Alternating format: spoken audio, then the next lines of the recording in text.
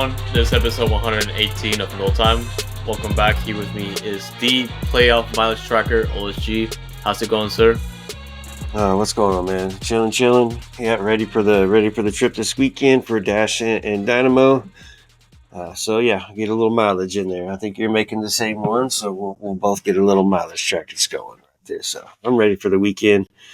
Got to make it through work this week, or let's do it. Let's talk Dynamo Dash. Got to make it through training this week, and then we'll be ready for the games. But what's going on with you, man? Oh man, I got the day off on Monday, which means I'm gonna be in Houston for both games. Looking forward to it. Of course, we got playoffs going on. Last game was the regular season for the Houston Dash, and probably the last time I'm gonna see the Dash just the way they are right now. And hopefully so, but we'll have to wait until the off season for that. And outside of that, it's been kind of a miserable week because Real Madrid lost to Barcelona in the Clásico, and I've been very sad about it. And but they catch the Arsenal Liverpool game with friends at a bar, and it was for them. It was a little bit miserable because they keep dropping results against the best teams when they can't. So it's bad. Hey, whatever works. City's just going to win the Premier League anyways. So, yeah. But you were talking about good matchups. City didn't play nobody, but they were. It was 1-0. I think it was. Can't even remember it right now. Jesus, that's how long ago it was. But it's crazy right now. Premier League, the way it's playing off, man. You just got a new coach. You know, like you said, Arsenal, Liverpool was 2-2. We played sorry ass Southampton and only won 1-0 at home. That's just nuts, man. But whatever. Hey, yeah, I'm not Real Madrid right now. No, yeah, it's a mess. And of course, Rodri with City won the Ballon d'Or, which is nice over Vini. So congrats to him, and yeah. It's a lot of movement in the soccer world. It's a good thing he gets to chill, and now he gets to do the tour because he's not playing. He's out for the season. So, hey, what kind of cherry on top. It was cool. You're out for the season, and then you get the balloon. And I wasn't expecting that. Definitely wasn't expecting that. So, congrats. That's huge. A lot of people, yeah. Yeah. Well, yeah, and he's a CDM, man. So like it's hard to but he does everything, and he's so vital to the team. So yeah, he's going to be missing for the season. So City will have to fight in that spot right there. They got a rotation. It's commendable for sure. It's commendable for sure, especially for a defensive player. Yeah, for sure. That's crazy, man. Yeah, a lot to talk about, but we're gonna leave the fun to later in the episode. But first, we're gonna focus on the Dash because they were on a bye week. A lot of players having international duty heading into the final game of the year. But OSG, take us to the bye week for the Dash. Yeah, so like you said, a lot of international call-ups. If I miss one, because I didn't confirm if Rubenson played or not, but Tarsi was out there, Jane was out there. You had Bachman, Puttingham, Barb, Oliveria, of course. So if you know the Dash enough, we've got quite a few international players and getting out there, getting some international playing time and. Good work, good duty during the bye week. It's good for the Dash players too, going back and playing for their country and enjoying some good soccer for a little bit before they have to come back and finish off the season this coming weekend, man. But let's just start with let's just get the bad out the way, man. Let's just get the bad out the way. So Jane Campbell it ends up getting hurt. I believe she got hurt in training. I don't think it was during the game. Got hurt during training. And so, she's going to be out for the last game for the Dash this season, which I'm sorry, I kind of was asking for the other keepers to play anyway. So, but I wanted 2 games, not just one. So, Jane Campbell, man, injured for USA. Sucks, but she'll be fine. I don't think it's nothing drastic, right? Yeah, I hope it's nothing serious. Well, I think it's just like a short-term injury. Shouldn't be that bad. Of course, like we're already at the end of the season. Heather Hinz, thankfully, is going to get a shot at the starting position. I'm guessing. Easy to guess. And the other thing I wanted to say is, You're right. It was during training, so it's disappointing. I was happy to see her play with the national team already, but yeah, so it's already a tough position to win over. Hey, she'll get more opportunities. But like you said, it's a tough position, and there's a lot of good keepers, man. So whatever, she's dashed forever. It looks like so. She gets more chances. She gets more chances, and she'll play hard. They know what kind of keeper she is, and this ain't gonna stop her. Not one friggin' bit. Jesus, I feel like I work on it every day. Whenever I see just her Instagram stories for just posting every day because she posts her work little clips from her workout. Hey, girl works out, man. Uh, but moving on, Darcy for Brazil was also playing, scored a friggin' goal. So how about that? And it not a special, not. I guess it's a good goal, but it wasn't nothing fabulous or nothing, not a golazo or anything. Kind of looked like a tap in or toe in or whatever you want to call it. While she was being defended, but she enjoyed the celebration. And was showing her badge to the crowd, so good one for her. Shout out to her for getting that one. I don't think she scored in her second game, but she did in the first game. So looking good, Darcy. Yeah, and nominated for the Ballon d'Or too in the women's side. So it's insane. A lot of time with the dash still. Yeah. Speaking of the Ballon d'Or for the women, she finished in 23rd. Sophie Smith finished fourth for NWSL. And then, of course, fifth was, her running mate that always is a havoc. God, on the tip of my tongue. Can't believe I can't remember her name. The one from Mallory Swanson, of course, Oh yeah.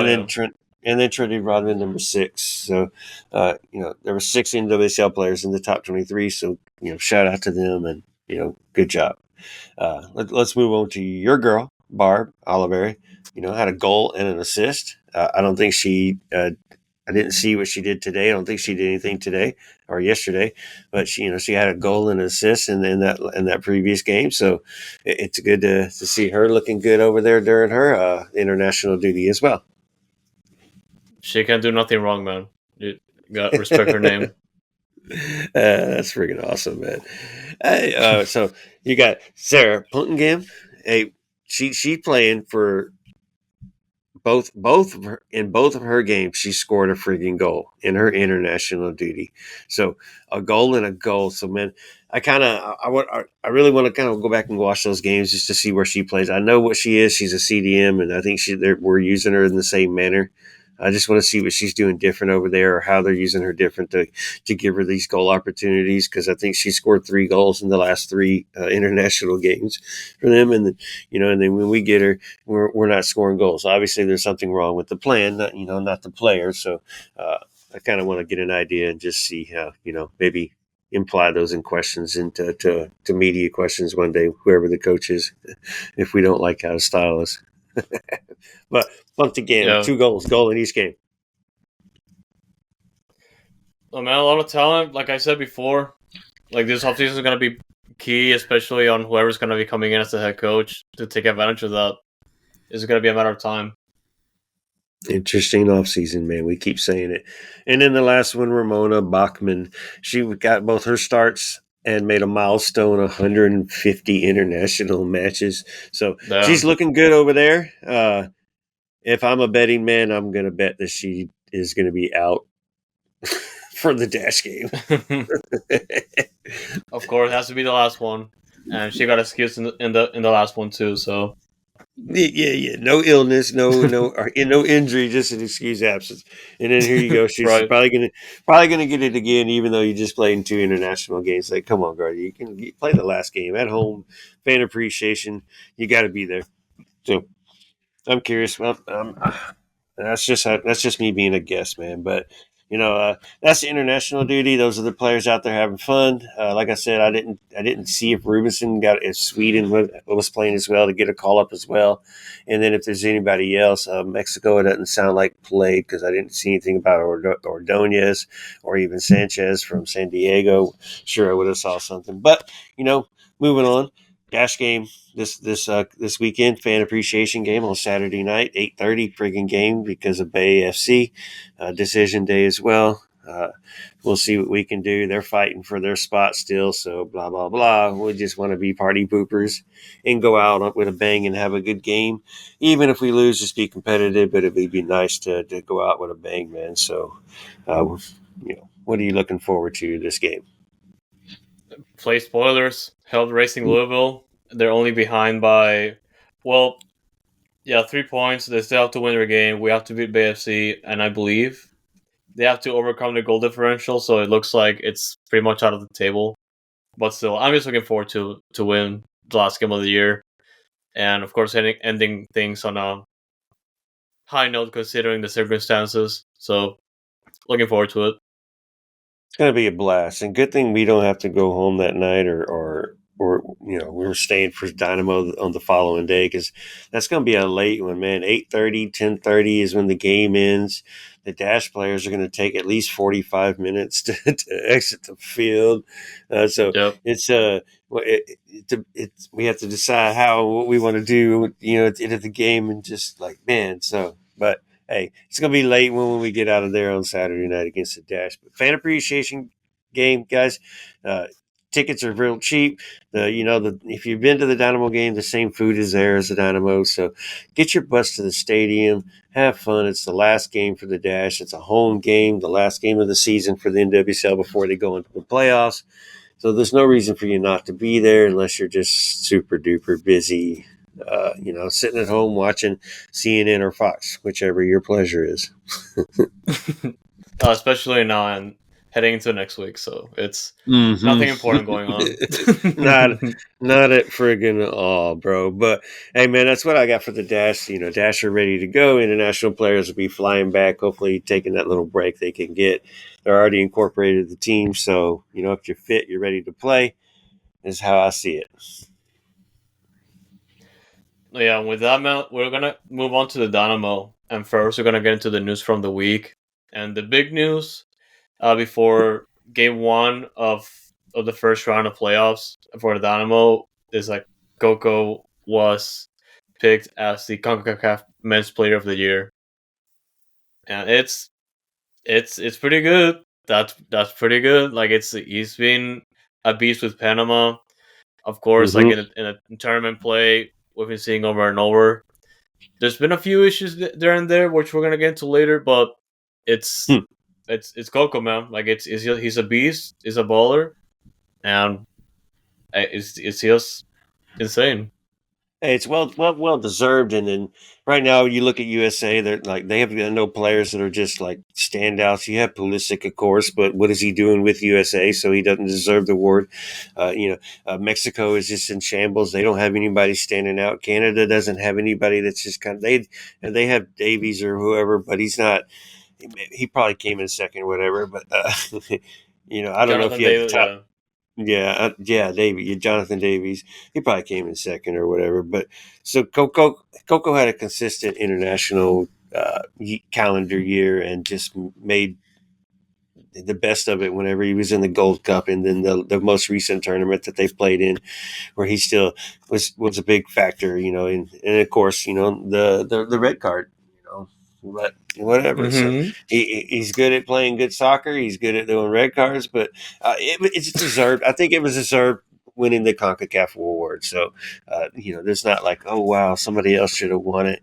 Obviously, you can argue, but well deserved, and congratulations to him, man. Yep.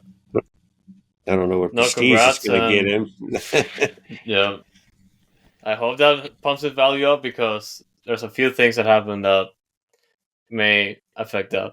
But yeah, we're Okay. gonna it's we have a lot to talk about, man, because Yeah, I'm yeah. after last night. We're recording this on Tuesday night, the day after the game, and we just had to get the material because we have a lot to talk about from this game. Hmm. The first playoff game for the of the season for the Dynamo, round one. So it's a best of three series. So the first team to win two games goes to the Western Conference semifinals. Houston tied the game 0-0 in regulation, which led to penalty kicks, and they lost in penalty kicks 5-4. They only missed one penalty kick, and man, let's get into it. Like heading into this game, and I've been saying it especially after decision day. Like Seattle knows how to find a way, like almost always against Houston. And of course, we're playing back at home in Seattle. It's gonna the turf's gonna be artificial. It might rain, which it did this time around. Always rains in Seattle. Yeah, but I figure that if they play the perfect game, like there's a chance they're gonna get a result here. And for the most part, it happened. But I want to hear your thoughts first, OSG. Yeah, going into this game, man. So first off, I knew about the history. We can't. We're 18 games, or we've only got 3 draws out of the entire history in Seattle. Not a win at all.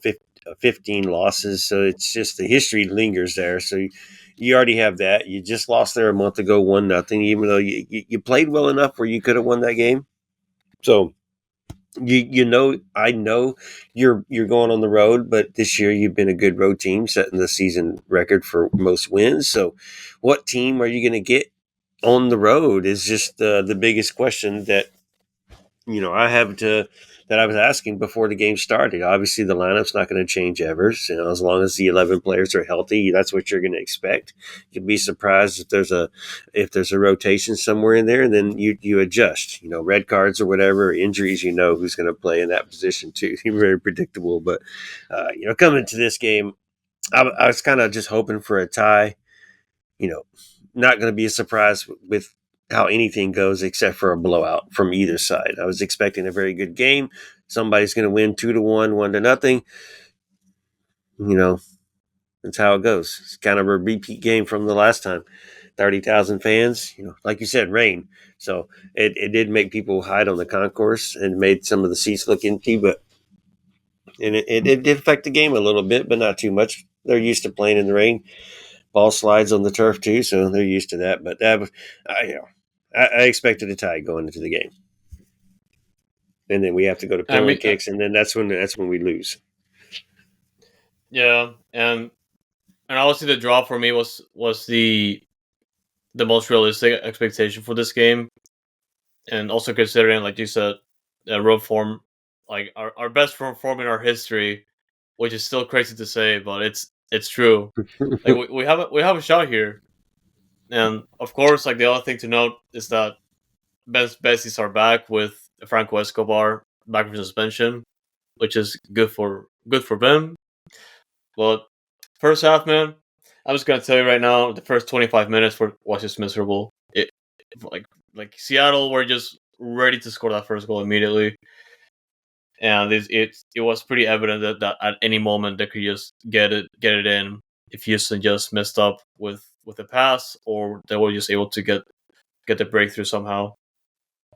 Hey, we were defending properly, even though we were on our hinds our heels the entire time, just backtracking towards our goal.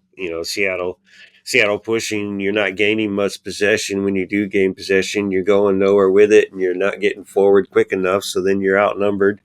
You're not getting the numbers up and giving your attack that edge. So everything's just difficult. And Seattle's playing at home on their turf in the rain, 30,000 fans. They were able to grab the edge, and they just kind of took control of the game. And I don't think they ever gave up control of the game. Things kind of wavered down and then back up and down and back up throughout the game. But yeah, Seattle just kind of established they were going to play a little better in those conditions, and it was nice to have Hector Herrera, obviously played against LA Galaxy, but back in the lineup, ready to go with his new haircut or his new fade or whatever you want to freaking call it. So I was expecting decent things from these guys, but first half just couldn't create nothing. A couple of times I saw they tried to send you forward. One time he kicks the ball straight out of bounds because he over dribbles himself. Like it's making it hard to defend Aliyu. No pun intended. Because he defends right. So we're not finding our goals when we need them, man. First half, nothing happened. So good thing we made it to the half 0-0. Yeah, and for me, the build up was only starting to come up probably in the last 20 or 50 minutes of the first half, because they were still trying to adapt into the game, and slowly but surely they were able to find opportunities. Granted, a lot of those opportunities didn't go in frame, but it was still something. But yeah, like you Mm. said, it was still scoreless at halftime. And man, that second half.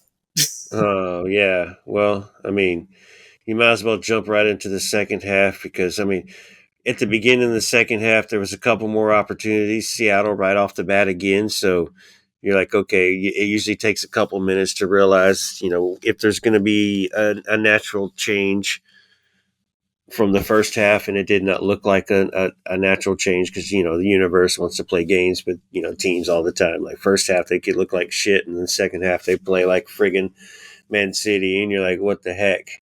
Incredible, but um, you know, lost my train of thought there now. I'm watching playoff soccer in the background, and I shouldn't have looked up while I was because Minnesota almost messed up and gave our goaded RSL a goal right there, right in front of their own goal. But yeah, anyways, but wherever we were back second half, yeah, and then just chaos broke out.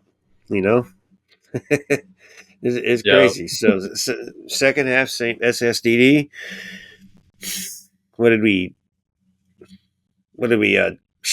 Even hit the target? I don't even think we hit the target. Made the keeper make a save. Shots were over the bar, around the bar, deflected by a defender. Like what kind of crap is that, man? Zero shots Yep. 0 shots on target. Only 7 shots total. None of in a those on playoff target. game. In a playoff game, Yep. you still made a zero on target. You can't hit one on target. Tell McHale to take a shot from 45 yards out. I don't care. Make the keeper make a save. Put something in the books. Jesus. Yeah. Shooting practice, man. We still have to work on that, and it's been an issue all year long. Granted, but man, you have to score a goal here if you want to have a chance. Yeah, for real, bro, for real. This shit's just crazy. You know, let me come out there with a group of people. We're gonna grab some, some protected bullies, not bullies. I don't know what you call them, but the pads that the football players use, and I'm gonna come out there. I'm gonna get 6 or 7 of us, and we're gonna run around the penalty box, and y'all just fucking take rips and rips and rips and rips and rips and rips and rips and rips. Your job is to get it past our defenders and make Clark and Tarwell make some saves over there. Yeah, we're just going to practice. Don't worry about anything else. Y'all know how to play the formation. You know how to play the style. You know how to play the damn game. when you execute it properly, you're good. Can y'all shoot? Fuck no.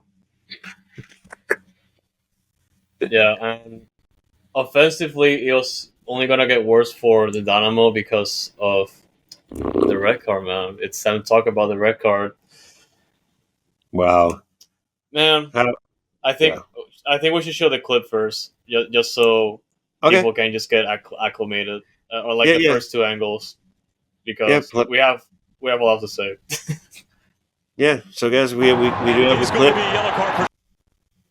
There we go. And meanwhile, there's some actions between Coco and a host of Seattle Sounders players. And there's a lot to sort out here. If you're Ted Okel, he's already reaching for a card. After review, there is an act of violent conduct by number 20 on Houston. Result is red card. You have no idea how pissed I was when it happened, And because just like I knew one of the most important pieces to the Houston when Coco puzzle. did it. I knew what was going to happen, especially after the VR check.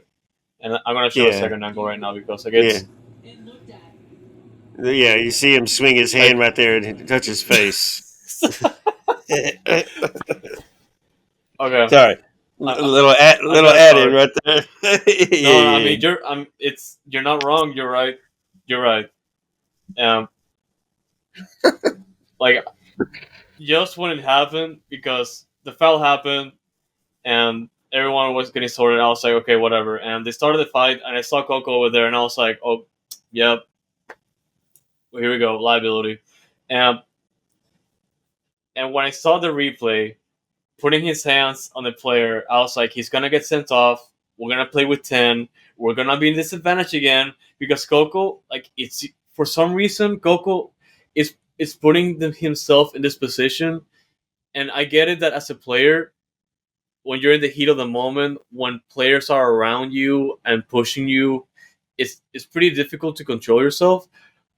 But you're in playoffs, you're on the road, you have to get a result no matter what, and your only job here is to not put your team at a disadvantage.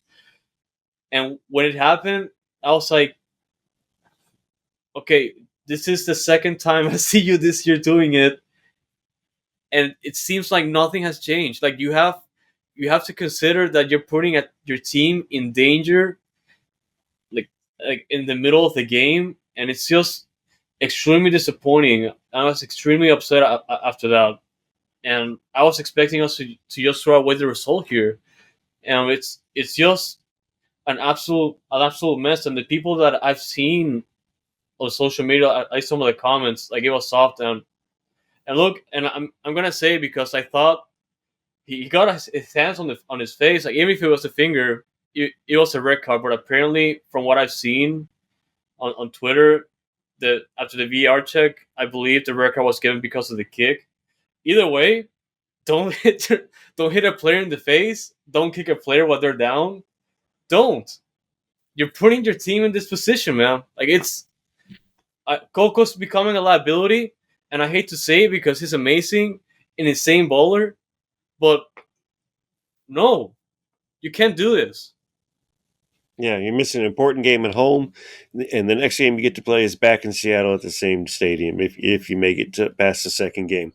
But it all started because Ponce was fouled, and then a Seattle player picks up the ball, and Coco runs over to try to take the ball from the guy, and of course the guy doesn't want to let go, so they start fighting, and Coco pushes him down to the ground, and then everybody else comes in and starts pushing, and that's when the melee starts. So stupid.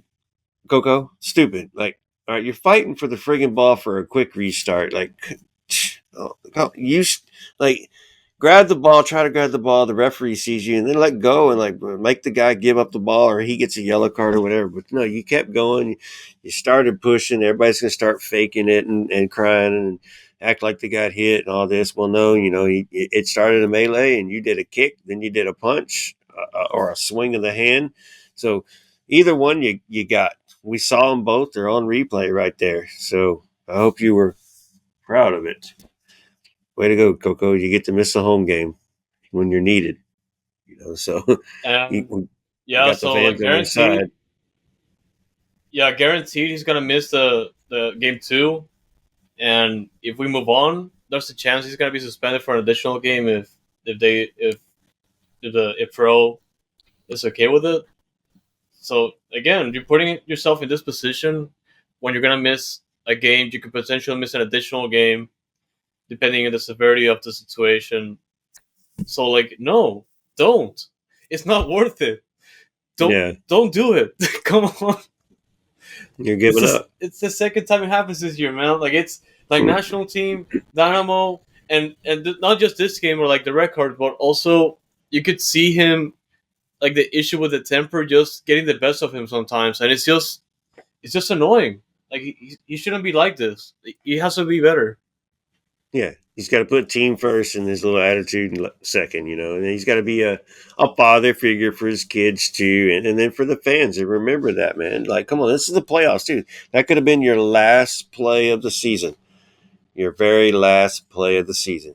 Could have been that stupid play right there because you want to fight for the friggin' ball and then cause a ruckus. So, I hope Ben let him know. I doubt it, but whatever. So I hope Coco learns himself. Where his wife tells him, "You stupid." Yeah, and I guess we can move on after that when we play Ben's reaction to the red card. So there you go. Yeah. There's always hands to the face in this stuff, and you're going to throw someone out every time. I just thought Ted actually in real time got it right, and someone intervened, and that's disappointing. And even then, he could have said, "You know what? This is just an intense playoff game. Settle it down, and let's go from there." But change the game. But again, proud of the way I mean, when Ben agrees, you're messed up. Yeah, well, and he's not agreeing with the red card. He's agreeing with the situation walking up to it, where Ted Yeah. the yellow cards and blowing the whistle. He goes further. He talks about a little more, obviously, a little bit more in the press conference. So go back and listen to the press conference, y'all, if y'all want to hear the full press conference. That's just a clip right there. But he talks he talks about that just everything, and just a little bit more and a little bit of this and a little bit of that. It's he says that VAR should have stayed out of it. So Ted made the call. Ted was doing fine. Obviously, Ted can't see everything. There's a bunch going on, and it's the referee's shots. He thought it was under control and it was managed properly. And the VAR chimes down and says, "Hey, you should probably look at this." And then they convinced Ted, like, "Hey, that dude slapped or that dude kicked or whatever they went with." And it's just kind of, he said that's where it just changed the game. It's the playoffs. You just you let them let them get a little rough and you let them do a little bit here and there, and you manage it and you control it. And he said, I thought Ted was doing that, and then it just that changed. The VAR just made an effect that they necessarily didn't need to make. So, and I agree with him on that too. You don't need to interject yourself. And I've talked about this plenty of times on the show as a referee. You don't need to interject yourself so much to where when people talk about the game, they're talking about the two teams and the referee. They should only be talking about the two teams. The referee just manages the game, is just there. Should be a figment of your imagination after that. But so it is what it is. We're going to miss Coco. VAR talked him into throwing the red. He throws the red, and everybody still loves Ted Uncle. Yeah. And I'm just gonna say right now, I'm not as angry as I should be right now, because there's if you could take one big positive out of this game, is how well the Dynamo closed out the second half with 10 players. Oh yeah. And what, 20, 22 minutes? Yeah. Because Coco got sent off at the 65th minute, so they had to play 25 minutes. Yeah, 25 minutes with 10 with a player down. And credit goes to the team for your staying put, just being defensively sound, you could say. And I was just impressed by the fact that they were able to hold on. Seattle, as you would have guessed by now, they were just going to push everyone forward and just wait for season to mess up to get that first goal, and it didn't happen. And thanks to them, so it's great. So I do give the team credit for that, and I was not as upset after that, except for the penalties. Yeah, I mean, defensively they executed properly. They did their job. They got in the way. They created enough to where Seattle couldn't score. Clark had to make a couple good saves. There was that one shot that from a little bit of distance that looked like it was going to drop in, but Clark somehow was able to get up and make a save in the corner. So, shout out. It was a clean sheet, man. Our defense had a clean sheet, and Seattle didn't have nothing that was just outrageously dangerous. There was a couple of times you're like, all right, okay, cool, we're good. So Houston was like, you're just waiting for something to happen. So credit to Seattle, but Seattle can't bring that to Houston. Houston will find a way to do something at home. The fans will majestically score a goal. Yeah, and because this game ended scoreless in regulation, that means for the first round it goes straight to penalty kicks. And we lost by one miss, which was from Eric Svichenko. Up to that point, we were able to make all the shots, and we're just gonna have to put the clip first before we talk further, because we're gonna talk a little bit more about it. Sad news. Sends it wide. There's life in Lumen. I wondered if he was going to be I able know to it's put tough this to where take he a wanted. penalty kick, but I expected Svichenko to do better there. I didn't expect him to take one in the first place. So how about that? No, even better. And he's he was the number 4 kicker too. Like, come on, man. Like, I get it, I guess. Isn't Mikel better at taking penalty kicks than Eric? He could have taken one. I know Escobar's probably taken plenty. I'm pretty sure he's better at taking them than friggin' Then Eric was Reigns is in the game. Let him take one. An offensive player. We had 3 defensive players take penalty kicks. Dorsey, I'm not going to complain when Dorsey takes a penalty kick. I know he knows how to take penalty kicks. So even though this one wasn't the best of penalty kicks, but Seba's the one who took the knows how to take a penalty kick. But 3 friggin' defenders, man, taking penalty kicks for us. Like, what the Jesus. At least we made 4 of the 5, but you saw that when he didn't even hit the post, didn't even hit the keeper. No, he hit the backboard. And that's not a rebound into the goal. It's just out of bounds. Stupid. Yeah, and that's the way it goes because Seattle were able to score all their attempts, and we lost in penalty kicks. And penalties, it's a coin flip almost always. It's annoying. And just like this format. So I'm looking forward to whenever this format is. If we talk about this enough, maybe Ben will get the message and maybe just make a move. But can we save our last sub and put Tarbell in at the last minute and have Tarbell in and just let Tarbell be our penalty kick guy? I mean, why are we letting Clark take penalty kicks? He's never close. Yeah.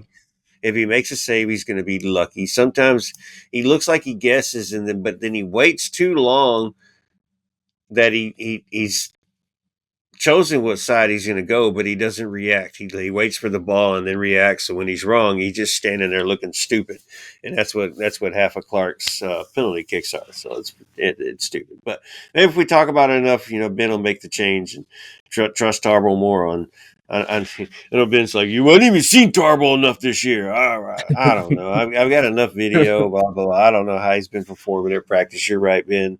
We haven't seen enough of him this year, but I mean, it's got to be better. My grandma could be better at saving penalty kicks. I don't know. The guy that gets hit in the head in 10 straight penalty kicks on YouTube does better than Steve Clark, and he gets hit in the head 10 times in a row.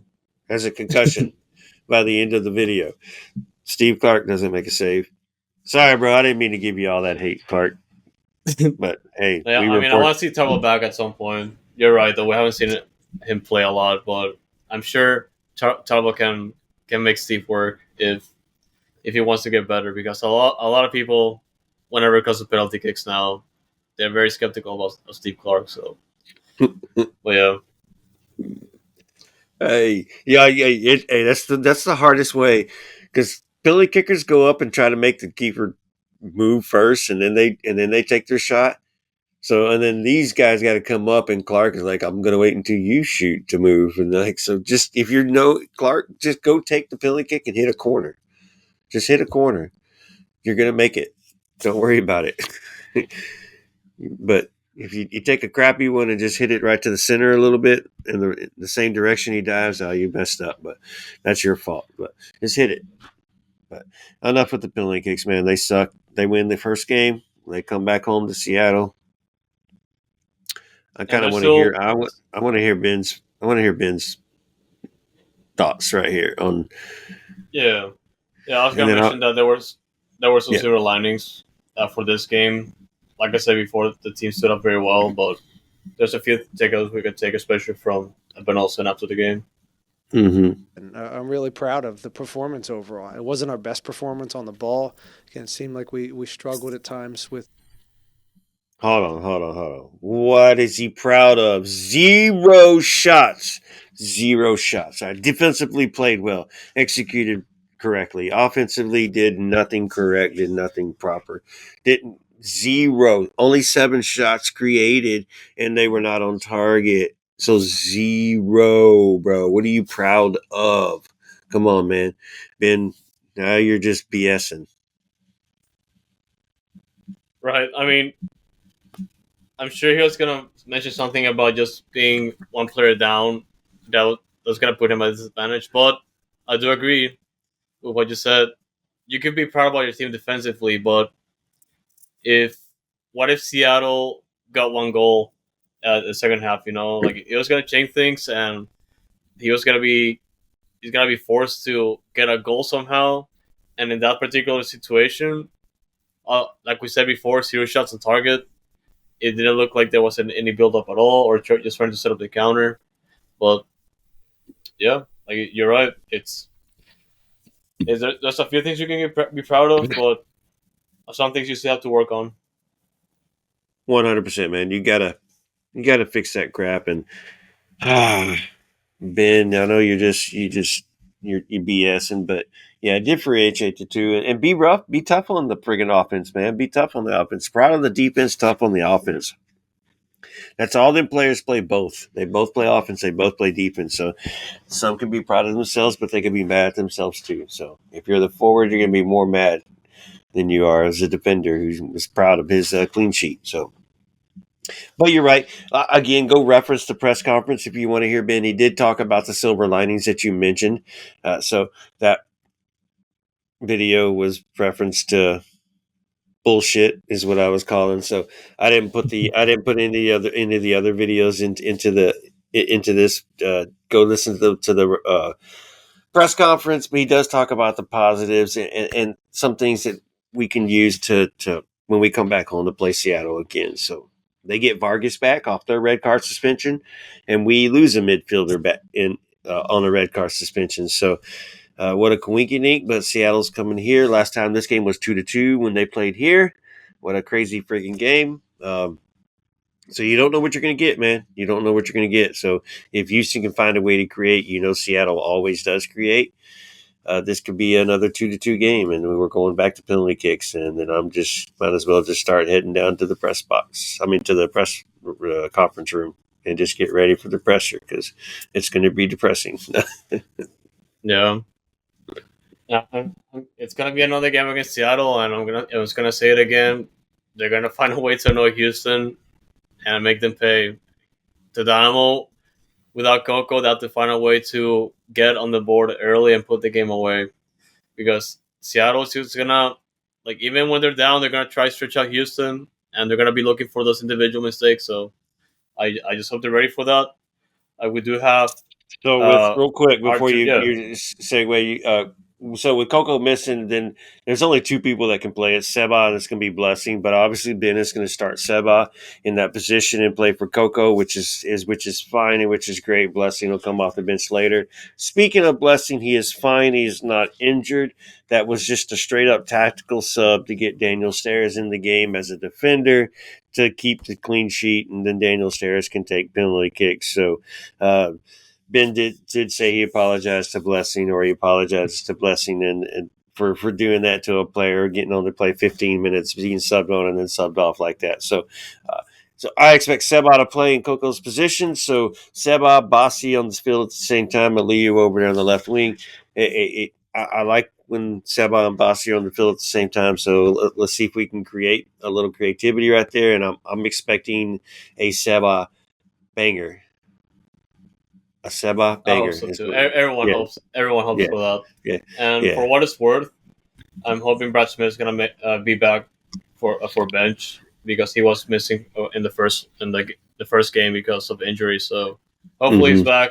Definitely more players needed right now. Just to You're asking for a expand. hero when you're looking Yep. for Brad Smith to be on the bench. So I'm hoping we're not needing a hero and we can just win the friggin' game, man. Right. That's what I'm looking forward to the most. Honestly, no more penalty kicks, please. Yeah. No more. Yeah. Yeah. Let's win the game and take this back to Seattle. But yeah, before I interrupted, you were going to say something about Arthur and a little backstory to lay the context. This you're not going to hear the question here, fans, but Herman was asked this question during the press conference. I think we are all winners in the team, and we came to the playoffs with the mentality to win. We gave everything we had here. It was a tough second half, play with a man down, and I think the whole team has already all the energy and the right mentality that we need to play the playoffs. I mean, I agree with him, but I'll let you say first. Yeah, and it's kind of like what we said about Ben and his interpretation of success in that situation. But like I said, there's still things we can build upon heading into a must-win game in Houston. And it's great that the players are feeling confident. It's great that players are finding that type of mentality, especially like just being at a disadvantage and just being able to persevere. And of course, losing a penalty kick is not ideal because you were there for that opportunity to take the result. But we're back on square one, and it's a win or go home situation. So it's gonna be big for the players in the team. Yeah, man, and he's right. And you were talking about the silver linings earlier. There are positives. You know what your team can do. You know what this Dynamo team can do. They are very predictable and pretty set on this style and how they're going to play. So you expect what to expect, and we're not surprised by the tiki taka anymore and how the ball moves around and how it looks. We're surprised when we score a goal. So if we can just be creative and just take some opportunities and just do some goal of the week kind of shots, and maybe one goes in, maybe one creates a rebound, maybe one deflects off a defender and lays off to Dorsey, who likes taking bangers from right there. I don't know. We just got to try more. We're not trying enough. We're just trying to look for that next pass too much. And Ben's talked about it several times through the years. So I don't. We got to force them.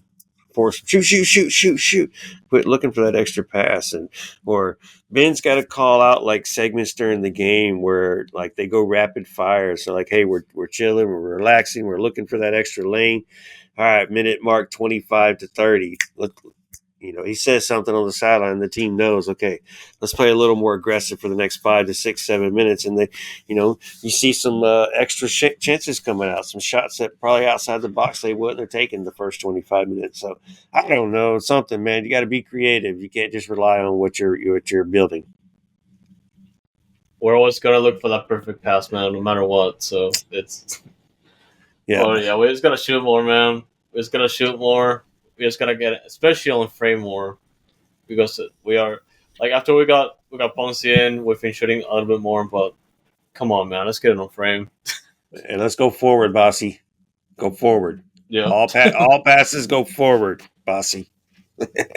What do you mean forward? No sideways, no back? No, definitely not. Definitely not. I want him to go forward. And it's kind of funny. I just say that because I just had a memory from the game. Hector gave him a ball, and Hector made a run, and Bossy goes like almost immediately he went straight backwards. And Hector was like, look, he even gave him the arm signal, looking like, bro, give me the ball back. Let's go forward. Go forward. So he goes backwards too much, but that's maybe that's why he's got so many a high percentage of completed passes. I hate pointing things out sometimes because then people go and watch it and see it a little extra sometimes when they're watching the game on TV. He does go backwards. Damn it, Bossy. Yeah.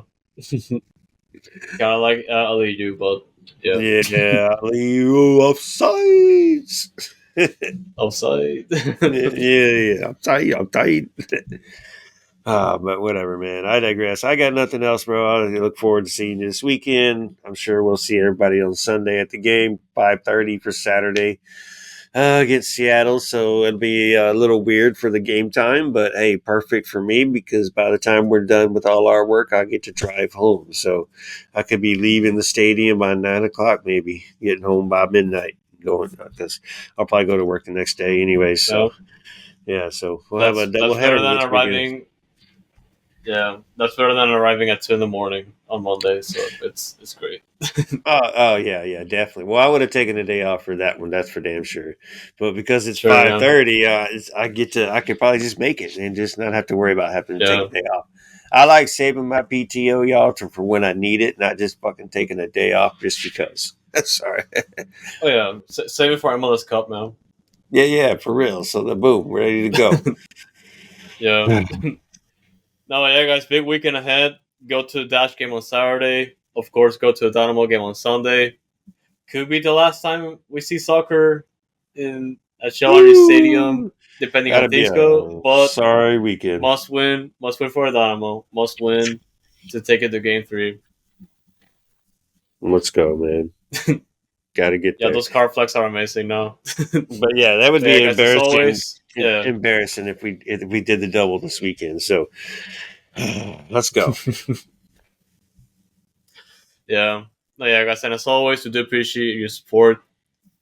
Whenever you share our episodes, leave us a comment, give us a like and subscribe on YouTube or Go CB. It goes a long way for us, so we do appreciate that. As always, you can find our content on our Ko-fi page, ko-fi.com/dynamic foxtrot, ko-fi.com/dynamic foxtrot, and also on YouTube at Dynamic Foxtrot, at Twitter, X at Dynamic Foxtrot. Also, OSG's handle, a Noodle Tiempo, where you're going to be seeing all of our episodes for Noodle Time, Dinámico, and all of our content as we go. And this important part of the season, of course, is playoffs. It could be the last week. We could still go on, but it's all going to depend on Sunday. So we're going to keep going no matter what still. Absolutely. Looking forward to it. There's no off season. There's a go season. Yeah.